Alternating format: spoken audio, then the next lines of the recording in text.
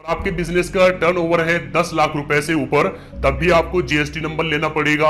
और अगर आप अदर स्टेट्स में अपना माल सप्लाई करते हैं तब भी आपको जीएसटी नंबर लेना पड़ेगा, चाहे आप 1 रुपए का माल ही सप्लाई क्यों ना करते हो। सो आज की इस वीडियो में मैं आपको डिटेल्स में दिखाने वाला हूं कि 2020 में आप एक जीएसटी नंबर कैसे ले सकते हैं। तो चलिए शुरू करते हैं। एक नया जीएसटी नंबर लेने के लिए आपको अपने ब्राउजर में टाइप करना होगा gst.gov.in। तो आपके सामने गुड्स एंड सर्विस टैक्स की ऑफिशियल वेबसाइट आ जाएगी। यहाँ पर आप सर्विसेज में रजिस्ट्रेशन में न्यू रजिस्ट्रेशन पर क्लिक करेंगे तो आपके सामने एक रजिस्ट्रेशन फॉर्म आ जाएगा, आपको ये फिल करना है।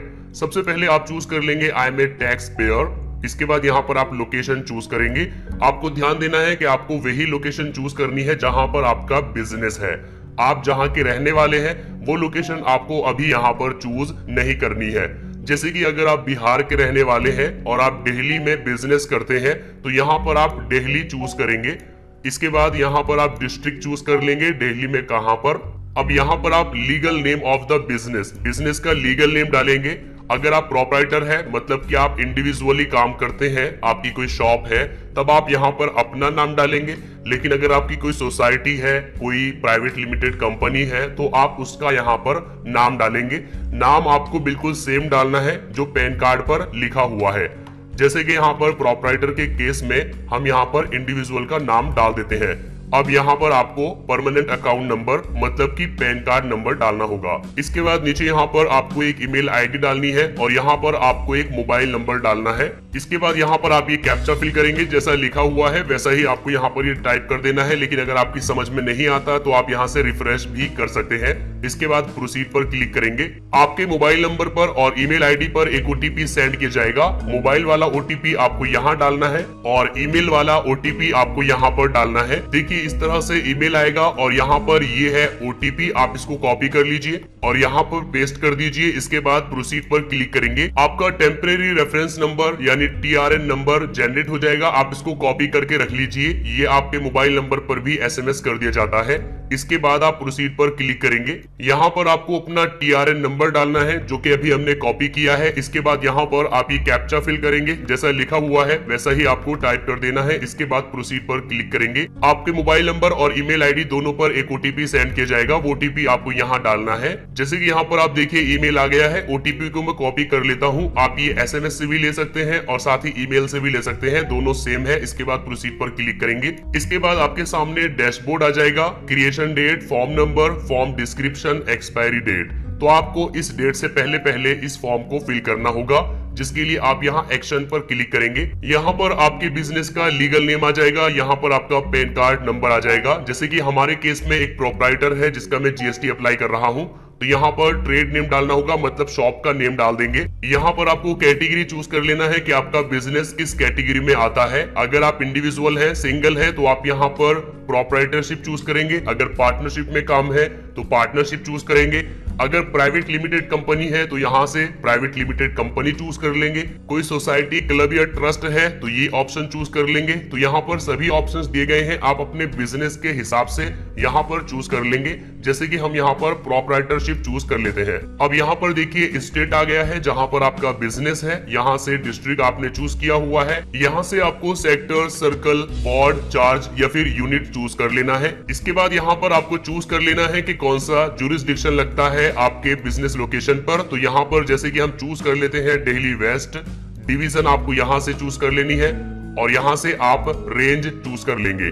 इसके बाद यहाँ पर आपको एक रीजन देना होगा कि आप जीएसटी नंबर क्यों लेना चाहते हैं। जैसे कि अगर आप ई कॉमर्स वेबसाइट्स पर कोई प्रोडक्ट सेल कर रहे हैं उसके लिए आपको लेना है, या फिर जो प्रोप्राइटर था उसकी डेथ हो चुकी है, अब आप नए प्रोप्राइटर बने हैं, या फिर आप इंटर स्टेट सप्लाई करते हैं। तो इस तरह के यहाँ पर काफी सारे ऑप्शंस दिए गए हैं, आपको चूज कर लेना है। अगर इसमें आपका ऑप्शन नहीं है तो आप यहाँ अदर चूज कर लेंगे। अदर अगर आप चूज करेंगे तो यहाँ पर आपको स्पेसिफाई करना पड़ेगा, लेकिन हम यहाँ पर चूज कर लेते हैं इंटर स्टेट सप्लाई। इसके बाद यहाँ पर आपको डेट देनी होगी, किस डेट को आपने ये बिजनेस शुरू किया था, जो कि आप यहाँ कैलेंडर से चूज कर सकते हैं। अब यहाँ पर आपको वो डेट देनी है जिस डेट से आपके ऊपर लायबिलिटी बनी है रजिस्ट्रेशन करने की, जिसमें हम दे देते हैं 14 मई। इसके बाद यहाँ पर टाइप ऑफ रजिस्ट्रेशन आइडेंटिफिकेशन, इसमें यहाँ पर आप चूज कर लेंगे टेम्परेरी आईडी।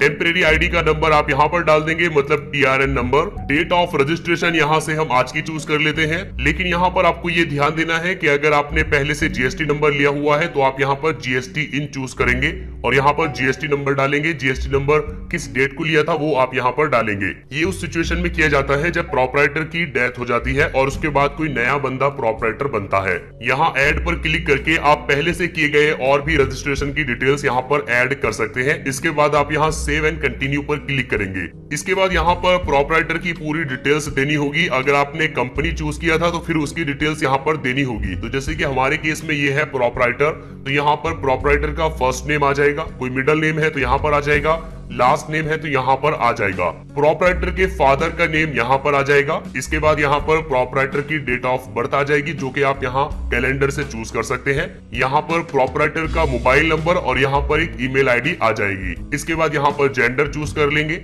अगर कोई टेलीफोन नंबर है तो वो यहाँ पर डाल देंगे। इसके बाद नीचे आएंगे, यहाँ पर आइडेंटिटी इंफॉर्मेशन देनी होगी, जैसे कि डेजिग्नेशन स्टेटस, मतलब कि जो प्रोपराइटर है बिजनेस में इसका क्या स्टेटस है, क्या डेजिग्नेशन है।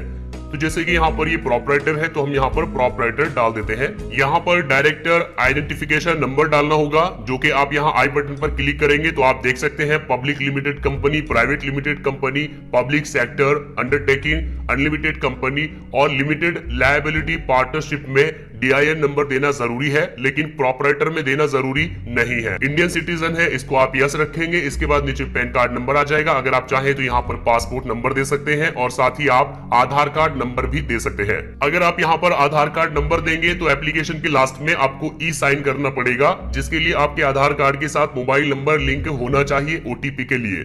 इसके बाद यहाँ पर रेजिडेंशियल एड्रेस डालना होगा। अब यहाँ पर आप अपना परमानेंट एड्रेस डालेंगे, आप कहाँ के रहने वाले हैं। यहाँ पर बिल्डिंग नंबर, फ्लैट नंबर आ जाएगा, फ्लोर है तो फ्लोर नंबर आ जाएगा, यहाँ पर बिल्डिंग का नेम आ जाएगा अगर कोई है, और यहाँ पर रोड, स्ट्रीट या लेन नंबर आ जाएगा। यहाँ पर सिटी, टाउन, लोकेलिटी या फिर गांव का नाम आ जाएगा। यहाँ से कंट्री चूज कर लेंगे। इसके बाद यहाँ से स्टेट चूज कर लेंगे और यहाँ से डिस्ट्रिक्ट चूज कर लेंगे। पिन कोड आप यहाँ पर डाल देंगे।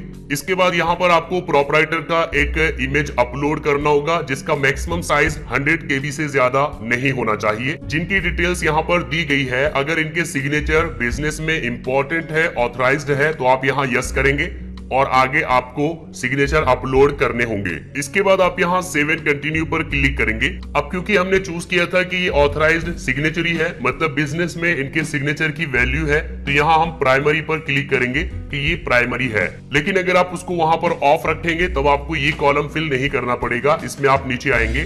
अब यहाँ पर देखिए लिखा हुआ है कि जो प्रोपराइटर है उसको यहाँ पर ऑथराइज सिग्नेचरी का कोई प्रूफ नहीं देना पड़ेगा। लेकिन अगर आप किसी और को यहाँ पर ऐड करेंगे, ऐड न्यू पर क्लिक करके ऑथराइज सिग्नेचरी के लिए, तब आपको यहाँ पर उसका एक प्रूफ देना होगा।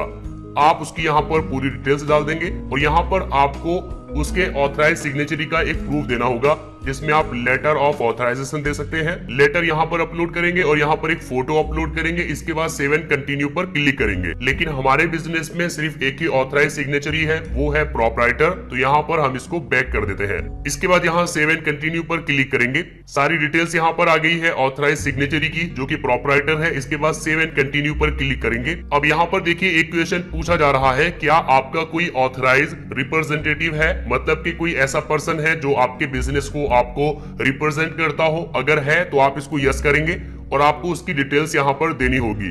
लेकिन अगर नहीं है तो आप इसको ऑफ रखेंगे। इसके बाद सेव एंड कंटिन्यू पर क्लिक करेंगे। अब यहाँ पर आपको बिजनेस का पूरा एड्रेस देना होगा। यहाँ पर बिल्डिंग नंबर, फ्लैट नंबर, अगर कोई फ्लोर है तो फ्लोर नंबर डालेंगे, अगर कोई बिल्डिंग है तो उसका नाम है तो आप यहाँ पर नाम डाल देंगे, रोड, स्ट्रीट या लेन नंबर यहाँ पर डालेंगे, सिटी, टाउन, लोकेलिटी या फिर गांव का नाम यहाँ पर डालेंगे, यहाँ से डिस्ट्रिक्ट चूज कर लेंगे और यहाँ पर पिन कोड डालेंगे। इसके बाद यहाँ पर आपको चूज करना होगा नेचर ऑफ पोजेशन, मतलब जहां पर आप बिजनेस कर रहे हैं उस पर आपका कब्जा है, तो ये कब्जा किस तरह का है, कंसेंट है या फिर लीज पर लिया हुआ है या फिर अपना है, रेंट पर लिया हुआ है या फिर शेयर कर रहे हैं किसी के साथ या फिर किसी और तरीके से आपका इस पर कब्जा है। तो किस तरह से आपका इस पर कब्जा है वो आपको यहाँ पर चूज करना होगा। जैसे कि अगर आपने रेंट पर लिया हुआ है तो आप रेंटेड यहाँ पर चूज करेंगे। इसके बाद यहाँ पर आपको एक एड्रेस प्रूफ देना होगा अपने बिजनेस का, जिसमें आप बिजली का बिल दे सकते हैं, लीगल ऑनरशिप डॉक्यूमेंट दे सकते हैं, म्युनिसिपल खाता कॉपी दे सकते हैं, प्रॉपर्टी टैक्स रिसिप्ट दे सकते हैं, या फिर अगर आप रेंट पर या लीज पर लिया हुआ है तो रेंट या लीज एग्रीमेंट आप दे सकते हैं। इसके अलावा आप यहाँ पर रेंट रिसिप्ट एनओसी के साथ भी दे सकते हैं। जो भी डॉक्यूमेंट आप यहाँ पर चूज करेंगे वो आपको अपलोड करना होगा, जिसके लिए आप यहाँ चूज फाइल पर क्लिक करेंगे। जहां पर भी रेंट एग्रीमेंट रखा हुआ है उसको आप सिलेक्ट करेंगे और ओपन करेंगे। इसके बाद नीचे आएंगे, यहाँ पर आपको अपने बिजनेस एक्टिविटी की नेचर बतानी होगी, किस तरह का बिजनेस आप करते हैं। यहाँ पर काफी सारे ऑप्शंस दिए गए हैं, जैसे कि अगर आपका रिटेल का बिजनेस है या फिर आपका कोई ऑफिस है, सेल ऑफिस है, इंपोर्ट करते हैं या एक्सपोर्ट करते हैं या सर्विस की सप्लाई करते हैं, तो आप यहाँ पर चूज कर लेंगे। जैसे कि होलसेल बिजनेस है तो आप यहाँ पर होलसेल चूज कर लेंगे। अगर आपका बिजनेस एक से ज्यादा जगहों पर है तो आप यहाँ यस करेंगे और आपको नेक्स्ट करने के बाद वहां पर दूसरी जगह की लोकेशन भी डालनी होगी, लेकिन हमारा बिजनेस सिर्फ एक ही जगह पर है तो इसको हम नो रखेंगे। इसके बाद यहाँ सेव एंड कंटिन्यू पर क्लिक करेंगे। देखिए यहाँ पर आ गया है जिसमें कहा गया है कि आपकी कोई एडिशनल प्लेस है, मतलब कि आप किसी और जगह पर भी बिजनेस करते हैं तो आप उसको भी ऐड कर सकते हैं, जिसके लिए आप बैक जाएंगे और उसको यस करेंगे और यहाँ पर आप उस प्लेस का पूरा एड्रेस डालेंगे। लेकिन जैसे कि मैंने कहा कि हमारा बिजनेस सिर्फ एक ही जगह पर है तो हम उसको नो रखेंगे। इसके बाद यहाँ कंटिन्यू करेंगे। आप बिजनेस करते हैं, किस टाइप का आप बिजनेस करते हैं, उसमें आप गुड्स प्रोवाइड करते हैं, मतलब कोई प्रोडक्ट सेल करते हैं, या फिर आप सर्विस प्रोवाइड करते हैं। तो यहाँ पर आपको कम से कम 5 गुड्स के नाम डालने हैं, और अगर सर्विस प्रोवाइड करते हैं तो कम से कम 5 सर्विसेज के यहाँ पर आपको नाम डालने होंगे, या फिर आप यहाँ पर HSN नंबर भी डाल सकते हैं। जैसे कि अगर आपकी शूज की शॉप है तो आप यहाँ पर लिखेंगे शूज, तो यहाँ पर आपके सामने एक लिस्ट आ जाएगी। आप देख लेंगे कि किस तरह के शूज आप यहाँ पर सप्लाई करते हैं। किसी एक को भी आप यहाँ पर सिलेक्ट करेंगे तो उसका HSN कोड यहाँ पर ऑटोमेटिकली आ जाएगा। तो इसी तरह से यहाँ पर आप सर्च करेंगे और टोटल 5 आपको यहाँ पर ऐड करने होंगे। टोटल 5 गुड्स और सर्विसेज यहाँ पर आप ऐड करने के बाद सेव एंड कंटिन्यू पर क्लिक करेंगे। इसके बाद यहाँ पर आपको स्टेट स्पेसिफिक इंफॉर्मेशन देनी होगी, ये जरूरी नहीं है, तो बस आप यहाँ सेव एंड कंटिन्यू पर क्लिक करेंगे। इसके बाद आप यहाँ कंफर्म करेंगे, डिक्लेरेशन देंगे अपना, और क्योंकि हमने ऑथराइज सिग्नेचरी में यहाँ पर इनको ऐड किया है तो इनका नाम आप यहाँ से सिलेक्ट कर लेंगे। यहाँ पर आप प्लेस डालेंगे। अगर आपकी कोई कंपनी है, LLP है, तो आपको यहाँ सबमिट विद DSC पर क्लिक करना होगा, जिसमें आपको डिजिटल सिग्नेचर प्रूफ करने होंगे। लेकिन अगर आपकी प्रोप्राइटरशिप है, जैसे कि हमारे केस में, तो यहाँ आप सबमिट विद EVC पर क्लिक करेंगे। और साथ ही यहाँ पर देखिए लिखा हुआ है सबमिट विद ई सिग्नेचर। जैसे कि मैंने आपको बताया, अगर आप आधार कार्ड नंबर डालेंगे तब आपको यहाँ ई सिग्नेचर के साथ वेरीफाई करना होगा। OTP डालने के बाद यहाँ वैलिडेट OTP पर क्लिक करेंगे। आपकी एप्लीकेशन सक्सेसफुली सबमिट हो जाएगी, और साथ ही आपको यहाँ पर एक एक्नॉलेजमेंट यानी ARN नंबर भी मिल जाएगा, जो कि आपके मोबाइल नंबर और आपकी ईमेल आईडी पर सेंड किया जाता है। एप्लीकेशन सबमिट करने के बाद आपको थोड़ी देर वेट करना होगा और आपको इस तरह से एक ईमेल मिल जाएगा, और साथ ही आपके मोबाइल नंबर पर भी एक SMS सेंड कर दिया जाएगा, जिसमें आपको इस तरह से एक ARN नंबर दे दिया जाएगा। आप इसको कॉपी करके रख लीजिए, ये काफी इंपॉर्टेंट है। कभी भी अपना स्टेटस चेक करने के लिए आप gst.gov.in वेबसाइट पर जाएंगे और यहाँ सर्विसेज में रजिस्ट्रेशन में आपको ट्रैक एप्लीकेशन स्टेटस का एक ऑप्शन मिल जाएगा। आप इस पर क्लिक करेंगे, यहाँ पर आप ARN नंबर डालेंगे। इसके बाद यहाँ पर आप ये कैप्चा फिल करेंगे और सर्च पर क्लिक करेंगे, तो यहीं पर आप स्टेटस चेक कर सकते हैं। जैसे कि हमारे केस में अभी ये पेंडिंग है। जैसे कि यहाँ पर ये एक बार अप्रूव हो जाएगा तो आपको एक SRN नंबर सेंड कर दिया जाएगा, जो कि आपकी ईमेल आईडी और SMS दोनों पर भेजा जाएगा। तो आप यहीं सर्विसेज में आएंगे और ट्रैक एप्लीकेशन स्टेटस पर क्लिक करेंगे। इस बार आपको SRN चूज करना है, यहाँ पर SRN नंबर डालकर सर्च करेंगे तो यहीं से आप GST सर्टिफिकेट डाउनलोड कर सकते हैं। सो आई होप कि वीडियो आपको काफी पसंद आया होगा। अगर आपको वीडियो पसंद आया है तो लाइक करिए, अपने फ्रेंड्स के साथ शेयर करिए, और अगर आपके मन में कोई कंफ्यूजन है या आपको कोई प्रॉब्लम आ रही है तो आप नीचे कमेंट करके पूछ सकते हैं।